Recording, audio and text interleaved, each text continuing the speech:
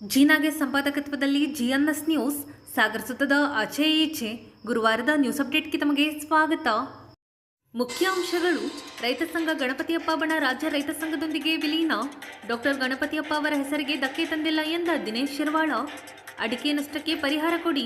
ಮುಳುಗಡೆ ಸಂತ್ರಸ್ತರ ಸಮಸ್ಯೆ ಪರಿಹಾರಕ್ಕೆ ಟಾಸ್ಕ್ ಫೋರ್ಸ್ ರಚಿಸಲು ಒತ್ತಾಯ.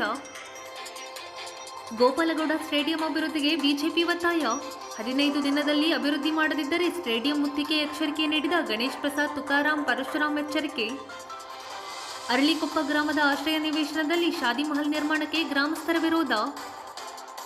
ಸಾಗರದಲ್ಲಿ ನವೆಂಬರ್ 23 ಮತ್ತು 24ರಂದು ಪರಿಣಿತಿ ರಾಷ್ಟ್ರೀಯ ಸಂಗೀತ ಮತ್ತು ನೃತ್ಯೋತ್ಸವ. ಗಣಪತಿ ಬ್ಯಾಂಕ್ ಚುನಾವಣೆ, ಗಣಪತಿಗೆ ಪೂಜೆ ಸಲ್ಲಿಸಿ ಪ್ರಚಾರಕ್ಕೆ ಚಾಲನೆ. ಷೇರುದಾರರು ಮತ ಚಲಾಯಿಸಿ ಸೇವೆಗೆ ಅವಕಾಶ ಕಲ್ಪಿಸಿ ಎಂದ ದೇವೇಂದ್ರಪ್ಪ, ಶೋಭಾ, ಶ್ರೀನಿವಾಸ್ ಮೇಸ್ತ್ರಿ, ನಾರಾಯಣ್, ಕೃಷ್ಣಮೂರ್ತಿ. ಈಗ ಸುದ್ದಿಯ ವಿವರ.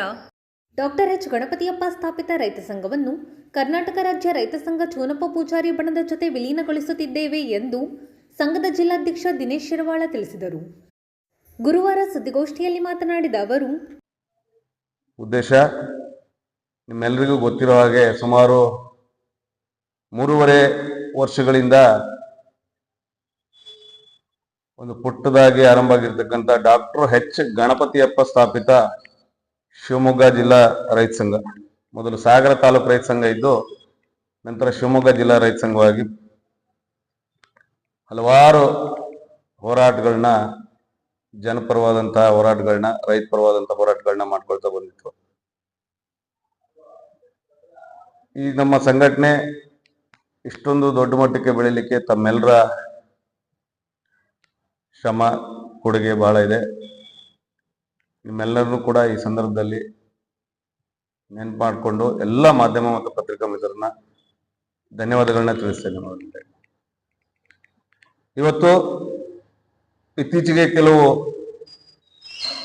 ಈ ನಮ್ಮ ಮುಳುಗಡೆ ಸಂತ್ರಸ್ತರ ಹೋರಾಟದ ನಂತರ ನಮ್ಮಲ್ಲೇ ಕೆಲವು ನಮ್ಮ ಲೀಡರ್ಸ್ಗಳು ಕೆಲವು ಅಭಿಪ್ರಾಯಗಳನ್ನ ಹಂಚ್ಕೊಂಡಿದ್ದಾರೆ. ನಾವೆಲ್ಲ ಒಗ್ಗೂಡಬೇಕು ಅನ್ನೋ ಒಂದು, ಅಂದ್ರೆ ರೈತ ಸಂಘಟನೆಗಳ ಒಗ್ಗೂಡುವಿಕೆ ಆಗಬೇಕು ಅನ್ನೋ ಒಂದು ವಿಚಾರವನ್ನು ಹಂಚಿಕೊಂಡಾಗ ಅದೇ ಪೂರಕವಾಗಿ ರಾಜ್ಯದಲ್ಲೂ ಕೂಡ ಆ ಚರ್ಚೆ ನಡೀತಾ ಇತ್ತು. ರಾಜ್ಯ ಮಟ್ಟದಲ್ಲಿ ಆ 1-2 ದಿವಸದ ಸಂದರ್ಭದಲ್ಲಿ ನನ್ನನ್ನು ಕೂಡ ರಾಜ್ಯ ಮಟ್ಟದಲ್ಲಿ ಆ ಸಭೆಗೆ ಆಹ್ವಾನ ಕೊಟ್ರು. ಅಂದ್ರೆ ಕರ್ನಾಟಕ ರಾಜ್ಯ ರೈತ ಸಂಘಗಳ ಏಕೀಕರಣ ಅಂತೇಳಿ ಒಂದು ಸಭೆ ಆಯೋಜನೆ ಮಾಡ್ತಾರೆ. ನಂಜುಂಡಸ್ವಾಮಿ ಅವರ ಪುತ್ರರಾಗಿರ್ತಕ್ಕಂಥ ಪಚ್ಚೆ ನಂಜುಂಡಸ್ವಾಮಿ ಹಾಗೂ ಮೇಲ್ಕೋಟೆ ಶಾಸಕರಾಗಿರ್ತಕ್ಕಂಥ ದರ್ಶನ್ ಪುಟ್ಟಣ್ಣ ಅವರೆಲ್ಲರ ನೇತೃತ್ವದಲ್ಲಿ ಸುಮಾರು 15ರಿಂದ 20 ರಾಜ್ಯಾಧ್ಯಕ್ಷರುಗಳು, ಅಂದ್ರೆ 20 ಸಂಘಟನೆಗಳ ರಾಜ್ಯಾಧ್ಯಕ್ಷರು ಭಾಗವಹಿಸಿರ್ತಾರೆ. ಆ ಸಂದರ್ಭದಲ್ಲಿ ಬಹುತೇಕರು ಈ ರಾಜ್ಯದ ರೈತರ ಹಿತದೃಷ್ಟಿಯಿಂದ ನಾವೆಲ್ಲರೂ ಒಗ್ಗೂಡತಕ್ಕಂಥದ್ದು, ಅಂದ್ರೆ ಏಕೀಕರಣ ಆಗ್ತಕ್ಕಂಥದ್ದು ಬಹಳ ಸೂಕ್ತ ಇದೆ ಅನ್ನೋ ಅಭಿಪ್ರಾಯಕ್ಕೆ ಬಂದಾಗ ನಾವು ಕೂಡ ಆ ಸಭೆಯಲ್ಲಿ ಭಾಗವಹಿಸಿ ನಮ್ಮ ಅನಿಸಿಕೆಗಳನ್ನ ಹಂಚ್ಕೊಂಡಿದ್ವಿ. ತದನಂತರ ಮತ್ತೆ ಇಲ್ಲಿ ನಿನ್ನೆ ಒಂದು ಸಭೆಯನ್ನ ನಾವು ಕರೆದಾಗ ನಿನ್ನೆನೂ ಕೂಡ ಒಮ್ಮತದಿಂದ ನಾವು ಕರ್ನಾಟಕ ರಾಜ್ಯ ರೈತ ಸಂಘಕ್ಕೆ ನಮ್ಮ ಸಂಘಟನೆಯನ್ನ ವಿಲೀನಗೊಳಿಸೋದು ಅಂತೇಳಿ ತೀರ್ಮಾನಕ್ಕೆ ಬಂದಿದ್ದೇವೆ. ಆ ತೀರ್ಮಾನದಂತೆ ಆ ವಿಚಾರವನ್ನ ನಿಮ್ಮ ಮುಖಾಂತರ ಈ ಜಿಲ್ಲೆಯ ಜನರಿಗೆ, ಈ ತಾಲೂಕಿನ ಜನರಿಗೆ, ಹಾಗೆ ಈ ರಾಜ್ಯದ ರೈತ ಸಂಘಟನೆಗಳಿಗೂ ಮತ್ತೆ ಆ ಮುಖಂಡರುಗಳಿಗೂ ಕೂಡ ತಿಳಿಸ್ಲಿಕ್ಕೆ ಬಯಸ್ತೇವೆ. ನಾವು ಕರ್ನಾಟಕ ರಾಜ್ಯ ರೈತ ಸಂಘ ಚೂನಪ್ಪ ಪೂಜಾರಿ ಬಣಕ್ಕೆ ಈ ಸಂದರ್ಭದಲ್ಲಿ ವಿಲೀನ ಆಗ್ತಾ ಇದ್ದೀವಿ. ನಂತರದಲ್ಲಿ ಹಂತ ಹಂತವಾಗಿ ಇಡೀ ರಾಜ್ಯದ ಎಲ್ಲ ಸಂಘಟನೆಗಳನ್ನ ಒಗ್ಗೂಡಿಸ್ತಕ್ಕಂಥ, ಅಂದ್ರೆ ಒಂದು ವ್ಯವಸ್ಥೆ ಅಡಿಗೆ ಏಕೀಕರಣ ಮಾಡ್ತಕ್ಕಂಥ ಕೆಲಸವನ್ನ ನಾನು ಸೇರಿದಂತೆ ಹಲವಾರು ಮುಖಂಡರುಗಳು ಆರಂಭ ಮಾಡ್ತಾರೆ.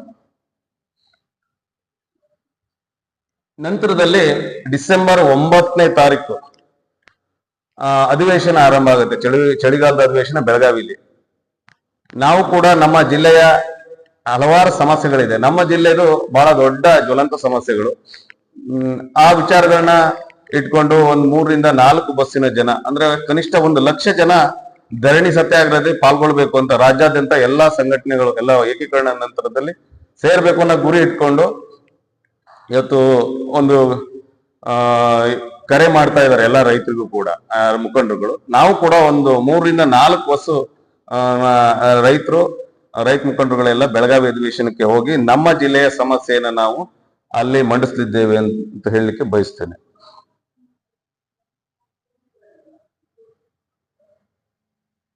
ಇನ್ನು ಮುಂದಿನ ದಿನಗಳಲ್ಲಿ ನಮ್ಮ ತಾಲೂಕಿನಲ್ಲಿ ಇರ್ತಕ್ಕಂಥ ಎಲ್ಲಾ ರೈತ ಮುಖಂಡರುಗಳನ್ನು ಒಂದೆಡೆ ಸೇರಿಸಿ ಒಂದು ಸಭೆಯನ್ನ ಮಾಡಿ ಒಗ್ಗೂಡ್ತಕ್ಕಂಥ ಪ್ರಯತ್ನಕ್ಕೆ ನಾವೆಲ್ಲರೂ ಕೂಡ ಆ ವಿಚಾರದಲ್ಲಿ ಭಾಗಿಯಾಗ್ತೇವೆ. ಆ ವಿಚಾರದಲ್ಲಿ ಅಷ್ಟನ್ನು ಕೂಡ ವಿಶ್ವಾಸಕ್ಕೆ ತಗೊಂಡು ಒಂದೇ ಸೂರಿನಡಿ ನಾವು ಸೇರ್ಲಿಕ್ಕೆ ಪ್ರಯತ್ನವನ್ನ ಮಾಡ್ತೇವೆ ಅಂತ ಹೇಳಿ ನಿಮ್ಮ ಮುಖಾಂತರ ಈ ವಿಚಾರವನ್ನು ತಿಳಿಸ್ಲಿಕ್ಕೆ ಬಯಸ್ತೀನಿ. ಹಾಗೆ ನಮ್ಮ ಜಿಲ್ಲೆಯಲ್ಲಿ ಬಹುತೇಕ ಅಡಿಕೆ ಬೆಳೆ ಇವತ್ತು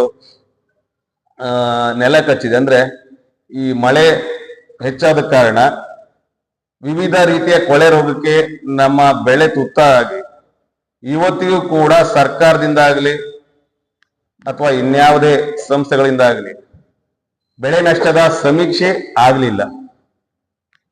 ಮೊನ್ನೆ ಜಿಲ್ಲಾಧಿಕಾರಿಗಳು ಹಾಗೂ ಉಸ್ತುವಾರಿ ಮಂತ್ರಿಗಳು, ನಮ್ಮ ಶಾಸಕರು, ಈ ಜಿಲ್ಲೆಯ ಎಲ್ಲಾ ಶಾಸಕರು ಕೂಡ ತತ್ಕ್ಷಣದಿಂದ ಬೆಳೆ ನಷ್ಟದ ಸಮೀಕ್ಷೆಯನ್ನ ಮಾಡಲಿಕ್ಕೆ ಆಸಕ್ತಿ ತೋರಬೇಕು. ಅಂದ್ರೆ ಈಗ ಅದು ಸಂಬಂಧಪಟ್ಟ ಅಧಿಕಾರಿಗಳಿಗೆ ಸೂಚನೆಯನ್ನ ನೀಡಬೇಕು. ಸರ್ಕಾರದ ಮಟ್ಟದಲ್ಲಿ ಇದು ಬಹಳ ದೊಡ್ಡ ವಿಚಾರವಾಗಿ ಚರ್ಚೆ ಆಗ್ಬೇಕಂದ್ರೆ ನಮ್ಮ ಜಿಲ್ಲೆ 106 ಕೋಟಿ ನಷ್ಟ ಈ ರೈತರು ಅನುಭವಿಸ್ತಾ ಇದ್ದಾರೆ. ಈಗ ಸುಮಾರು 60% ಬೆಳೆಯನ್ನ ಕಳ್ಕೊಂಡಿದ್ದಾರೆ. 100 ಕ್ವಿಂಟಲ್ ಹಸಿ ಅಡಿಕೆ ಒಬ್ಬ ಬೆಳೀತಾ ಇದ್ದ ಅಂದ್ರೆ ಇವತ್ತು ಅವನಿಗೆ 40 ಕ್ವಿಂಟಲ್ ಮಾತ್ರ ಈ ವರ್ಷ ಸಿಗ್ತಾ ಇದೆ. ಅಷ್ಟೊಂದು ಕೊಳೆಯಾಗಿ ಉದುರು ಹೋಗಿದೆ. ಹಾಗಾಗಿ ಇವತ್ತು ಕೂಡ ಬೆಳೆ ನಷ್ಟದ ಸಮೀಕ್ಷೆ ಆಗಲಿಲ್ಲ, ಮತ್ತೆ ಅವರಿಗೆ ಅದ್ರ ಪೂರಕವಾಗಿ ಪರಿಹಾರ ಏನು ಅನ್ನೋದು ಕೂಡ ಯಾರಿಗೂ ಕೂಡ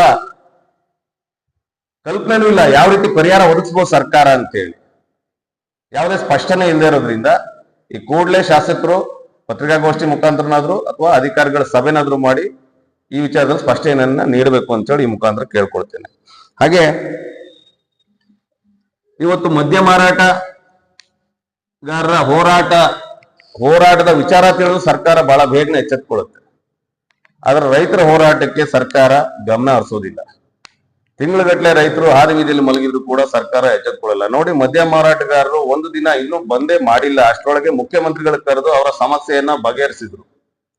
ಹಲವಾರು ಸಮಸ್ಯೆಗಳನ್ನ ಬಗೆಹರಿಸಲಿಕ್ಕೆ ಅಧಿಕಾರಿಗಳಿಗೆ ಸೂಚನೆಯನ್ನ ನೀಡಿದ್ರು. ಆದ್ರೆ ಶಿವಮೊಗ್ಗ ಜಿಲ್ಲೆಯಲ್ಲಿ ಬಹಳ ದೊಡ್ಡ ಹೋರಾಟ ನಡೀತು. ಸರ್ಕಾರವೇ ನಮ್ಮನ್ನ ಮುಳುಗಡೆ ಸಂತ್ರಸ್ತರ ವಿಚಾರದಲ್ಲಿ ಸರ್ಕಾರವೇ ಕರ್ಸ್ಕೊಳ್ತು. ಇವತ್ತಿಗೂ ಕೂಡ ಪೂರಕವಾಗಿ ಕಾರ್ಯಾರಂಭ ಆಗಿಲ್ಲ ಅನ್ನೋ ಸಂದೇಶ ನಮ್ಮ ಹತ್ರ ಇದೆ.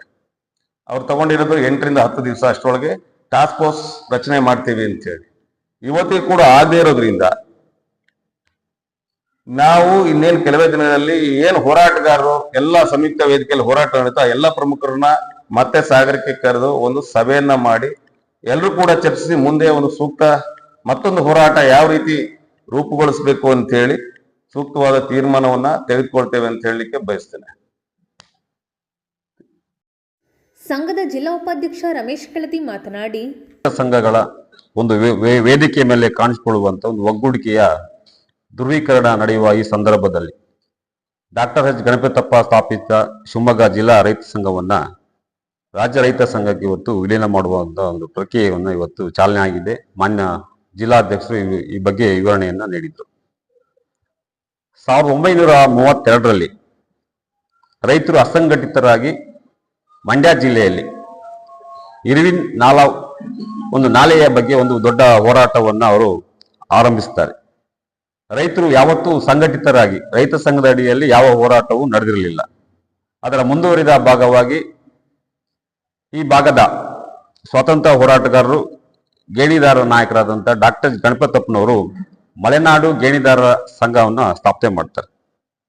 ಈ ಸಂಘದಲ್ಲಿ ಮಾಜಿ ಮುಖ್ಯಮಂತ್ರಿಗಳಾದಂಥ ಶ್ರೀ ಕಡಿದಾಳ ಮಂಜಪ್ಪನವರು ಕೆಲಕಾಲ ಅಧ್ಯಕ್ಷರಾಗಿ ದುಡಿತಾರೆ. ನಂತರದಲ್ಲಿ 1949ರ ಜನವರಿ ತಿಂಗಳಲ್ಲಿ 8ರಲ್ಲಿ ಮಲೆನಾಡು ಗೇಣಿದಾರ ರೈತರ ಸಂಘವನ್ನ ತಾಲೂಕು ರೈತ ಸಂಘವಾಗಿ ಅವರು ವಿಲೀನ ಮಾಡ್ತಾರೆ. ಆ ರೈತ ಸಂಘದ ಅಡಿಯಲ್ಲಿ ಕಾಗೋಡು ಚಳುವಳಿಯಲ್ಲಿ ಪ್ರಮುಖ ಪಾತ್ರವನ್ನ ರೈತ ಸಂಘ ಹಾಗೂ ಡಾಕ್ಟರ್ ಎಚ್ ಗಣಪತಪ್ಪನವರು ತೊಡಗಿಸಿಕೊಂಡು ಚಳುವಳಿ 74ರಲ್ಲಿ ಒಂದು ಫಲಶ್ರುತಿಯನ್ನ ಪಡ್ಕೊಳ್ಳುತ್ತೆ. ನಂತರದಲ್ಲಿ ಇದೇ ಧ್ರುವೀಕರಣದ ಮುಂದುವರಿದ ಭಾಗವಾಗಿ ಅಂದಿನ ಮಾಜಿ ಸಚಿವರಾದಂಥ DH ರುದ್ರಪ್ಪನವರು ನೇರವಾಗಿ ಡಾಕ್ಟರ್ ಗಣಪತಪ್ಪನವ್ರನ್ನ ಸಂಪರ್ಕ ಮಾಡ್ತಾರೆ. ಇಡೀ ರಾಜ್ಯದ ರೈತ ಸಂಘಟನೆಗಳು ಒಂದುಗೂಡಿಸ್ಬೇಕು ಅಂತ ಹೇಳಿ ಅವರ ಸಮ್ಮತಿಯನ್ನ ಅವರು ಗಣಪತಪ್ಪನವರು ಕೊಡ್ತಾರೆ. DH ರುದ್ರಪ್ಪನವರು ರಾಜ್ಯ ರೈತ ಸಂಘದ ಅಧ್ಯಕ್ಷರಾಗಿರ್ತಾರೆ. ಗಣಪತಪ್ಪನವರು ಉಪಾಧ್ಯಕ್ಷರಾಗಿ ಕಾರ್ಯವನ್ನ ನಿರ್ವಹಿಸ್ತಾರೆ. ಪ್ರೊಫೆಸರ್ ನಂಜುಂಡಸ್ವಾಮಿ ಅವರು ರಾಜ್ಯ ರೈತ ಸಂಘದ ಕಾರ್ಯಾಧ್ಯಕ್ಷರಾಗಿ ದುಡಿತಾರೆ. ND ಸುಂದರೇಶ್ ಅವರು ಕಾರ್ಯದರ್ಶಿ ಆಗ್ತಾರೆ. ಪ್ರೊಫೆಸರ್ ನಂಜುಂಡಸ್ವಾಮಿ ಅವರು ಕಾರ್ಯಾಧ್ಯಕ್ಷರಾಗ್ತಾರೆ. ಒಂದು ರೈತ ಸಂಘಗಳ ಧ್ರುವೀಕರಣ, ಒಗ್ಗೂಡಿಕೆಯ ಧ್ರುವೀಕರಣ ಗಣಪತಪ್ಪನವರು 1980ರ ದಶಕದಲ್ಲಿ ಒಂದು ಧ್ರುವೀಕರಣವನ್ನ ಮಾಡಿ ಅದರ ಅಡಿಯಲ್ಲಿ ನವಲಗುಂದ ಮತ್ತು ನರಗುಂದ ಒಂದು ರೈತ ಬಂಡಾಯ ಹೋರಾಟವನ್ನ ಕೈಗೊಳ್ಕೊಳ್ತಾರೆ.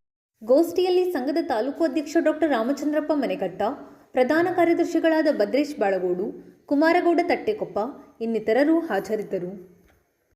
ಸಾಗರ ಶಾಂತವೇರಿ ಗೋಪಾಲಗೌಡ ಕ್ರೀಡಾಂಗಣವನ್ನು ಅಭಿವೃದ್ಧಿಪಡಿಸುವಂತೆ ಒತ್ತಾಯಿಸಿ ಗುರುವಾರ ಬಿಜೆಪಿ ವತಿಯಿಂದ ಉಪವಿಭಾಗಾಧಿಕಾರಿಗಳಿಗೆ ಮನವಿ ಸಲ್ಲಿಸಲಾಯಿತು. ಈ ಸಂದರ್ಭದಲ್ಲಿ ಮಾತನಾಡಿದ ಬಿಜೆಪಿ ನಗರ ಮಂಡಲಾಧ್ಯಕ್ಷ KR ಗಣೇಶ್ ಪ್ರಸಾದ್, ತುಕಾರಾಮ್ ಡಿ, ಪರಶುರಾಮ್ ಮಾತನಾಡಿ, ಮನವಿಯನ್ನ ಮಾಡ್ತೀವಿ. ನಾವು ಒಂದು 15 ದಿನಗಳ ಕಾಲ ಅವರಿಗೆ ಅವಕಾಶವನ್ನು ಕೊಡ್ತೀವಿ. ಈ 15 ದಿನಗಳ ಒಳಗೆ ಅಲ್ಲಿ ಒಂದಷ್ಟು ಅದಕ್ಕೆ ಬದಲಾವಣೆಯನ್ನ, ಅದಕ್ಕೆ ಬೇಕಾಗಿರ್ತಕ್ಕಂಥ ಸೌಕರ್ಯಗಳನ್ನ ಒದಗಿಸದೇ ಇದ್ರೆ ನೇರವಾಗಿ ಕ್ರೀಡಾಂಗಣವನ್ನು ನಾವು ಮುತ್ತಿಗೆ ಹಾಕೊಂಡಿದ್ದೇವೆ. ಕ್ರೀಡಾಂಗಣವನ್ನು ಮುತ್ತಿಗೆ ಹಾಕ್ತೇವೆ. ಮುಂದಿನ ದಿನಗಳಲ್ಲಿ ಈ ರೀತಿಯ ಘಟನಾವಳಿಗಳಿಗೆ ತಾವು ಅವಕಾಶವನ್ನು ಕೊಡ್ತೇನೆ. ಮಾನ್ಯ ಉಪವಿಭಾಗಾಧಿಕಾರಿ ಇವತ್ತು ಸ್ಪಷ್ಟಪಡಿಸಬೇಕು. ಈ ಕುರಿತಾಗಿರ್ತಕ್ಕಂಥ ಮುಂದಿನ ಹೆಜ್ಜೆಯನ್ನು ನಾವು ತಿಳಿಸಬೇಕು ಅಂತ ವಿನಂತಿಯನ್ನು ಮಾಡ್ತಾ, ತುರ್ತಾಗಿ ನಾವು ಈ ಕರೆದಾಗ ಇಷ್ಟೊಂದು ಸಾಗರದಲ್ಲಿ ಗೋಪಾಲಗೌಡರ ಹೆಸರಿನಲ್ಲಿ ಒಂದು ಕ್ರೀಡಾಂಗಣವನ್ನ ಆ ಸಂದರ್ಭದಲ್ಲಿ ಶಾಸಕರು, ಸಚಿವರಾಗಿದ್ದಂತಹ ಕಾಗೋಡು ತಿಮ್ಮಪ್ಪನವರು ಸಾಗರಕ್ಕೆ ಲೋಕಾರ್ಪಣೆಯನ್ನ ಮಾಡಿದ್ರು. ಆದ್ರೆ ಇವತ್ತು ಆ ಒಂದು ಕ್ರೀಡಾಂಗಣದ ಪರಿಸ್ಥಿತಿಯನ್ನ, ದುಸ್ಥಿತಿಯನ್ನ ನೋಡಿದ್ರೆ ಆ ಸಂದರ್ಭದಲ್ಲಿ ಅತ್ಯಂತ ಪ್ರಾಮಾಣಿಕವಾಗಿ ಕಾರ್ಯನಿರ್ವಹಿಸಿ ಸಾಗರಕ್ಕೂ ಕೂಡ ಶಾಸಕರಾಗಿ ಕಾರ್ಯನಿರ್ವಹಿಸಿದ್ದಂತಹ ಮಾನ್ಯ ಶಾಂತವೇರಿ ಗೋಪಾಲಗೌಡರಿನ ಹೆಸರಿಗೆ ಕಳಂಕ ತರೋ ರೀತಿಯಲ್ಲಿ ಇವತ್ತು ಆ ಒಂದು ಕ್ರೀಡಾಂಗಣದ ದುಸ್ಥಿತಿಯನ್ನ ನಾವು ನೋಡ್ತಾ ಇದ್ದೀವಿ. ಯಾಕೆ ಈ ಮಾತುಗಳನ್ನು ನಾನು ಹೇಳ್ತಾ ಇದ್ದೀನಿ ಅಂತ ಅಂದ್ರೆ, ಏನು 1993, 92, 93 ಸಾಲಲ್ಲಿ ಅದು ಲೋಕಾರ್ಪಣೆ ಆಗತ್ತೆ. ಅದರ ನಂತರ ಸುಮಾರು ಒಂದು 15 ವರ್ಷಗಳ ಕಾಲ ಅಲ್ಲಿ ಯಾವುದೇ ರೀತಿಯ ಹೆಚ್ಚಿನ ಕ್ರೀಡಾ ಚಟುವಟಿಕೆಗಳು ನಡೀತಾ ಇರಲಿಲ್ಲ. ಕೇವಲ ಸಣ್ಣ ಪುಟ್ಟ ಪಂದ್ಯಾವಳಿಗಳು ಅಥವಾ ಬೇರೆ ಬೇರೆ ಕ್ರೀಡಾಕೂಟಗಳು ಮಾತ್ರ ಅಲ್ಲಿ ನಡೀತಾ ಇತ್ತು. ಆ ಸಂದರ್ಭದಲ್ಲಿ ನಾವುಗಳು ಕೂಡ ಕ್ರಿಕೆಟ್ ಆಟಗಾರರಾಗಿ ಆ ಒಂದು ಕ್ರೀಡಾಂಗಣವನ್ನ ಸದ್ಬಳಕೆ ಆಗ್ಬೇಕಂತಕ್ಕಂಥ ಒಂದು ಆಸೆಯನ್ನ, ಬಯಕೆಯನ್ನ ನಾವೆಲ್ಲ ಹೊಂದಿದ್ವಿ. ಆದ್ರೆ ದುರದೃಷ್ಟವಶಾತ್ ನಮಗೆ ಅಲ್ಲಿ ಯಾವುದೇ ಅವಕಾಶಗಳು ಇರಲಿಲ್ಲ, ಮೂಲಭೂತ ಸೌಕರ್ಯಗಳಿರಲಿಲ್ಲ. ನಾವುಗಳು ಕೇವಲ ಇಲ್ಲಿ ನೆಹರು ಮೈದಾನದಲ್ಲೋ, ಅಲ್ಲಿ ಈದ್ಗಾ ಮೈದಾನದಲ್ಲೋ ಇಲ್ಲೆಲ್ಲೋ ಆಡ್ತಕ್ಕಂಥ ಪರಿಸ್ಥಿತಿ ಇತ್ತು. ಈ ಸಂದರ್ಭದಲ್ಲಿ ಸುದೈವವಶಾತ್ 2008ರಲ್ಲಿ ಭಾರತೀಯ ಜನತಾ ಪಾರ್ಟಿಯ ಒಂದು ನಗರಸಭೆಯ ಆಡಳಿತಕ್ಕೆ ಬಂತು. ಸನ್ಮಾನ್ಯ TD ಮೇಘರಾಜ್ ಅವರು ಪ್ರಥಮವಾಗಿ ಅದರ ಅಧ್ಯಕ್ಷರಾದರು. ಆ ಸಂದರ್ಭದಲ್ಲಿ ನಾವುಗಳು ಕೂಡ ಕ್ರೀಡಾಪಟುಗಳಾಗಿ ಅವರಲ್ಲಿ ವಿನಂತಿಯನ್ನು ಮಾಡಿದ್ವಿ, ಇದನ್ನ ಟರ್ಫ್ ಅಂಕಣವನ್ನಾಗಿ ಮಾಡಿದ್ರೆ ಸಾಗರದಲ್ಲಿ ಇರ್ತಕ್ಕಂಥ ದೊಡ್ಡ ಮಟ್ಟದ ಕ್ರೀಡಾ ಪ್ರತಿಭೆಗಳು, ಕ್ರಿಕೆಟ್ ಪ್ರತಿಭೆಗಳು ರಾಜ್ಯಕ್ಕೆ, ರಾಷ್ಟ್ರ ಮಟ್ಟಕ್ಕೆ ಆಯ್ಕೆ ಆಗ್ತಾರೆ. ಆ ನಿಟ್ಟಿನಲ್ಲಿ ದಯಮಾಡಿ ಇದನ್ನ ಟರ್ಫ್ ಅಂಕಣವನ್ನಾಗಿ ಮಾಡಿಕೊಡಿ ಅಂತ ನಾವೆಲ್ಲ ವಿನಂತಿಯನ್ನು ಮಾಡಿದ್ವಿ. ಪಕ್ಷಾತೀತವಾಗಿ ಕೂಡ ಅದಕ್ಕೆ ವಿನಂತಿಯನ್ನು ಮಾಡಿದ್ವಿ. ಅದರಲ್ಲಿ ಯಾವುದೇ ರೀತಿಯ ಪಕ್ಷ ಪಂಗಡ ಇರಲಿಲ್ಲ ಕ್ರೀಡಾಪಟುಗಳಾಗಿ. ಆ ಸಂದರ್ಭದಲ್ಲಿ ಮೇಘರಾಜ್ ಅವರು ಅದಕ್ಕೆ ಒಪ್ಪಿ ಮಾನ್ಯ ಯಡಿಯೂರಪ್ಪನವರ ಬಳಿ ಅನುದಾನವನ್ನು ತಂದು ನಗರಸಭೆಯಿಂದ ಅನುದಾನದಿಂದಲೇ ಆ ಕ್ರೀಡಾಂಗಣವನ್ನ ಟರ್ಫ್ ಕ್ರೀಡಾಂಗಣವನ್ನಾಗಿ ಪರಿವರ್ತನೆಯನ್ನ ಮಾಡಿದ್ರು. ಬಹುಶಃ ಅತ್ಯಂತ ಹೆಮ್ಮೆ ಆಗತ್ತೆ, ಇಡೀ ರಾಜ್ಯದಲ್ಲಿ ಒಂದು ತಾಲೂಕು ಕ್ರೀಡಾಂಗಣ ಟರ್ಫ್ ಅಂಕಣ ಆಗಿದೆ ಅಂತಂದ್ರೆ ಅದು ಮೇಘರಾಜ್ ಅವರ ಮತ್ತು ಬಿಜೆಪಿ ಅವಧಿಯಲ್ಲಿ ಅಂತೇಳಿ ಅತ್ಯಂತ ಹೆಮ್ಮೆಯಿಂದ ಹೇಳ್ತಾ ಇದ್ದಾರೆ. ಆ ಸಂದರ್ಭದಲ್ಲಿ ಸಹಕಾರವನ್ನು ಮಾಡಿದ್ರು. ಮಾನ್ಯ ಆಗಿನ ಶಾಸಕರಾಗಿದ್ದ ಗೋಪಾಲಕೃಷ್ಣ ಬೇಳೂರು ಅವರು ಕೂಡ ಅದಕ್ಕೆ ಸಹಕಾರವನ್ನು ಕೊಟ್ಟಿದ್ರು. ನಾನು ಅವ್ರ ಬಗ್ಗೆ ಏನು ಹೇಳಲಿಕ್ಕೆ ಹೋಗಲ್ಲ. ಆದ್ರೆ ಆ ಒಂದು ಕ್ರೀಡಾಂಗಣ ಟರ್ಫ್ ಅಂಕಣವಾದ ನಂತರದಲ್ಲಿ ಅತ್ಯಂತ ವ್ಯವಸ್ಥಿತವಾಗಿ ಎಲ್ಲ ಕ್ರೀಡಾಪಟುಗಳು, ಎಲ್ಲ ನಮ್ಮ ಸಹೃದಯರು ಸೇರಿ ಆ ಒಂದು ಕ್ರೀಡಾಂಗಣವನ್ನ ನಾವು ಬಳಕೆ ಮಾಡ್ಕೊಳ್ತಾ ಇದ್ವಿ. ಸುಮಾರು 13-14 ವರ್ಷ, ಅಂದ್ರೆ ಸುಮಾರು 2023 ಏಪ್ರಿಲ್ ವರೆಗೂ ಕೂಡ ಅಲ್ಲಿ ಕ್ರೀಡಾ ಚಟುವಟಿಕೆಗಳು ಅತ್ಯಂತ ವ್ಯವಸ್ಥಿತವಾಗಿ ನಡೀತಾ ಇತ್ತು. ಅದನ್ನ ಟೆನಿಸ್ ಬಾಲ್ ಕ್ರೀಡಾಂಗಣಕ್ಕೆ ಕೊಡೋದಿಲ್ಲ ಅಂತ ಹೇಳ್ತಾ ಇದ್ರು. ಅದ್ರದ್ದು ಸುಳ್ಳು ಅಂತ ನಾವು ಹೇಳ್ತಾ ಇದ್ವಿ. ಅದೇ ರೀತಿಯಲ್ಲಿ ಸಾವಿರಾರು ಪಂದ್ಯಾವಳಿಗಳು, ಟೆನಿಸ್ ಬಾಲ್ ಕ್ರಿಕೆಟ್ ಪಂದ್ಯಾವಳಿಗಳು ಕೂಡ ಅಲ್ಲಿ ನಡೆದಿದ್ದಾವೆ. ನಾವೆಲ್ಲರೂ ಕೂಡ ಸಾಕ್ಷಿ ಇದ್ದೀವಿ. ಅದರ ಜೊತೆಗೆ ವಿಶೇಷವಾಗಿ ಲೆದರ್ ಬಾಲ್, ಯಾಕಂದ್ರೆ ಇವತ್ತು ರಾಷ್ಟ್ರೀಯ, ಅಂತಾರಾಷ್ಟ್ರೀಯ ಮಟ್ಟದಲ್ಲಿ ಪ್ರಖ್ಯಾತಿ ಇರ್ತಕ್ಕಂಥ ಲೆದರ್ ಬಾಲ್ ಕ್ರಿಕೆಟ್ ಪಂದ್ಯಾವಳಿ ಅಲ್ಲಿ 100-500ಕ್ಕೂ ಹೆಚ್ಚು ಕ್ರೀಡಾ ಪಂದ್ಯಾವಳಿಗಳು ನಡೆದು, ಅದು ಅಂಡರ್ 14 ಇರ್ಬೋದು, ಅಂಡರ್ 16 ಇರ್ಬೋದು, ಅಂಡರ್ 19 ಇರ್ಬೋದು, ಅಂಡರ್ 23 ಇರ್ಬೋದು, ಅದ್ರ ಜೊತೆಗೆ ಕರ್ನಾಟಕ ಸ್ಟೇಟ್ ಕ್ರಿಕೆಟ್ ಅಸೋಸಿಯೇಷನ್ ನಡೀತಕ್ಕಂಥ ಲೀಗ್ ಪಂದ್ಯಾವಳಿಗಳಿರ್ಬೋದು. ಇದು ಎಲ್ಲಾ ರೀತಿಯ ಕ್ರೀಡಾ ಚಟುವಟಿಕೆ, ಲೆದರ್ ಬಾಲ್ ಕ್ರೀಡಾ ಚಟುವಟಿಕೆಗಳು ಅತ್ಯಂತ ವ್ಯವಸ್ಥಿತವಾಗಿ ನಡೀತಾ ಇತ್ತು. ಇದನ್ನ ಕರ್ನಾಟಕ ಸ್ಟೇಟ್ ಕ್ರಿಕೆಟ್ ಅಸೋಸಿಯೇಷನ್ ಅವರೇ ಇದಕ್ಕೆ ಪೂರಕವಾಗಿರ್ತಕ್ಕಂಥ ಸಹಕಾರವನ್ನ ಕೊಡ್ತಾ ಇದ್ರು. ಆದ್ರೆ ಇತ್ತೀಚೆಗೆ ಅಂದ್ರೆ ಸುಮಾರು ಒಂದು 15 ತಿಂಗಳಾಯ್ತು. ಈ 15 ತಿಂಗಳಿಂದ ಇತ್ತೀಚೆಗೆ ಅಲ್ಲಿ ಯಾವುದೇ ರೀತಿಯ ಕ್ರಿಕೆಟ್ ಕ್ರೀಡಾ ಚಟುವಟಿಕೆ ನಡೀತಾ ಇಲ್ಲ. ಕಾರಣ ಇಷ್ಟೇ, ಕರ್ನಾಟಕ ಸ್ಟೇಟ್ ಕ್ರಿಕೆಟ್ ಅಸೋಸಿಯೇಷನ್ ಅವರು ಈಗಾಗಲೇ ಒಂದು ಪತ್ರವನ್ನು ಬರೆದಿದ್ದಾರೆ. ಇಲ್ಲಿ ಈ ಒಂದು ಕ್ರೀಡಾಂಗಣ ಏನಿದೆ, ಈ ಟರ್ಫ್ ಅಂಕಣ ಕ್ರಿಕೆಟ್ ಆಡ್ಲಿಕ್ಕೆ ಯೋಗ್ಯ ಇಲ್ಲ. ಹಾಗಾಗಿ ಈ ಅಂಕಣದಲ್ಲಿ ಯಾವುದೇ ರೀತಿಯ ಕರ್ನಾಟಕ ಸ್ಟೇಟ್ ಕ್ರಿಕೆಟ್ ಅಸೋಸಿಯೇಷನ್ ಪ್ರಾಯೋಜಿತ ಅಧಿಕೃತ ಯಾವುದೇ ಪಂದ್ಯಾವಳಿಗಳನ್ನ ಇಲ್ಲಿ ನಡೀಲಿಕ್ಕೆ ಅವಕಾಶ ಕೊಡೋದಿಲ್ಲ. ಇದನ್ನ ಸ್ಪಷ್ಟವಾಗಿ ಪತ್ರವನ್ನ ಬರೆದಿದ್ದಾರೆ. ಅಂದ್ರೆ ಏನ್ ತೋರಿಸ್ತಾ ಇದೆ ಅಂತ ಅಂದ್ರೆ, ಈ ಪತ್ರವನ್ನ ಬರೆದ ನಂತರದಲ್ಲೂ ಕೂಡ, ನಿಮ್ಮ ಗಮನಕ್ಕೆ ತರ್ತಾ ಇದ್ದೀನಿ, ಪತ್ರದಲ್ಲಿ ಬರೆದ ನಂತರದಲ್ಲೂ ಕೂಡ ನಾವು ಕ್ರಿಕೆಟ್ ಕ್ಲಬ್ ಆಫ್ ಸಾಗರ ಹೇಳ್ತಕ್ಕಂಥ ಒಂದು ಪ್ರತಿಷ್ಠಿತ ಸಂಸ್ಥೆ, ಅಂದ್ರೆ ಇಡೀ ಸಾಗರದ ಪ್ರಪ್ರಥಮ ಕ್ರಿಕೆಟ್ ತಂಡ, ಈ ತಂಡದ ಮೂಲಕ ನಾವು ಒಂದಷ್ಟು ಪ್ರಯತ್ನವನ್ನು ಮಾಡಿದ್ವಿ. ಈ ರೀತಿ ಆಗ್ಬಿಟ್ಟಿದೆ, ಕ್ರೀಡಾಪಟುಗಳ ತೊಂದರೆ ಆಗ್ತಾ ಇದೆ, ಇದನ್ನ ತಕ್ಷಣದಲ್ಲಿ ನಾವು ಪ್ರಾರಂಭಿಸಬೇಕು ಅಂತ ಹೇಳಿ ನಾವು ಒಂದಷ್ಟು ಪ್ರಯತ್ನ ಮಾಡಿದ್ವಿ. ಮಾನ್ಯ ನಾಗಪ್ಪನವರು ಏನು ಕಮಿಷನರ್ ಇದ್ರು, ಆ ಸಂದರ್ಭದಲ್ಲಿ ಅವರಿಗೂ ಕೂಡ ಇದ್ರ ಬಗ್ಗೆ ಮಾತಾಡಿದ್ವಿ. ಅವರು ಕೂಡ ಒಪ್ಪಿಗೆಯನ್ನು ಕೊಟ್ಟಿದ್ರು. ಆದ್ರೆ ಕೇವಲ ಎರಡೇ ದಿನದಲ್ಲಿ ನಾಗಪ್ಪನವ್ರು ಫೋನ್ ಮಾಡ್ತಾರೆ, ಇಲ್ಲ ಇಲ್ಲಿ ಮಾಡ್ಲಿಕ್ಕೆ ಸಾಧ್ಯ ಇಲ್ಲ, ನನ್ನ ಕೈಲಿ ಆಗ್ತಾ ಇಲ್ಲ, ಬೇರೆ ಬೇರೆ ರೀತಿಯ ಒತ್ತಡ ಇದೆ, ಅಲ್ಲಿ ಶಾಸಕರೇ ಬರ್ಬೇಕಂತೆ, ಹಾಗೆ ಹೀಗೆ ಏನೋ ಒಂದು ರೀತಿಯ ಒಂದಷ್ಟು ಗೊಂದಲಮಯವಾಗಿರ್ತಕ್ಕಂಥ ಉತ್ತರವನ್ನು ನಮಗೆ ಕೊಟ್ಟರು. ನಾವು ಆಯ್ತು ಬಿಡಿ, ಹಾಗಾದ್ರೆ ನಾವೇನ್ ಮಾಡ್ಬೋದು, ನಾವು ವಿರೋಧ ಪಕ್ಷವಾಗಿ ಒಂದಷ್ಟು ಪ್ರಯತ್ನವನ್ನು ಮಾಡ್ತಕ್ಕಂಥ ಕೆಲಸವನ್ನು ಬಿಜೆಪಿಯಾಗಿ ಮಾಡಿದ್ವಿ, ಒಬ್ಬ ಕ್ರೀಡಾಪಟುವಾಗಿ ನಮ್ಮ ಕ್ರಿಕೆಟ್ ಕ್ಲಬ್ ಆಫ್ ಸಾಗರ ಪರವಾಗಿ ಕೂಡ ಪ್ರಯತ್ನವನ್ನು ಮಾಡಿದ್ವಿ. ಆದ್ರೆ ಯಾಕಾಗಿ ಯಾರು ಇದ್ರ ಹಿಂದಿದ್ದಾರೆ ನಮಗೆ ಇದರ ಅರಿವು ಇಲ್ಲ.